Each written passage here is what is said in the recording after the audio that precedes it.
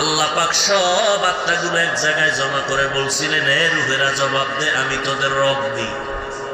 সর্বপ্রথম রহমাতুল লিল আলামিনের আত্মা জবাব দিলেন, বালা, আপনি আমাদের রব। অন্যান্য মুমিনদের আত্মা জবাব দিল, আপনি আমাদের রব। বেঈমানের আত্মাগুলো জবাব দিল, আপনি আমাদের রব। আল্লাহ কয়, মায়ের গর্ভে ছিলি কয় মাস, রবের সবক বুঝি হারায় গেছে। আমি আল্লাহ এই সবকটা আবার স্মরণ করাইয়া দেওয়ার জন্য আমি আল্লাহ দুইটা ব্যবস্থা করলাম। এক তো প্রাইভেট মাস্টার দিলাম, আর প্রাইভেট পড়ার সাবজেক্ট দিয়ে দিলাম কোরআন।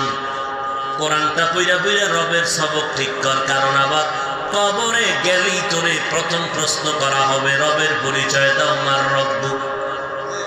নামাজে দাঁড়াইয়া যখন তুই মাওলার সাথে কথা বলা শুরু করবি, সেখানেও তোর রবের পরিচয়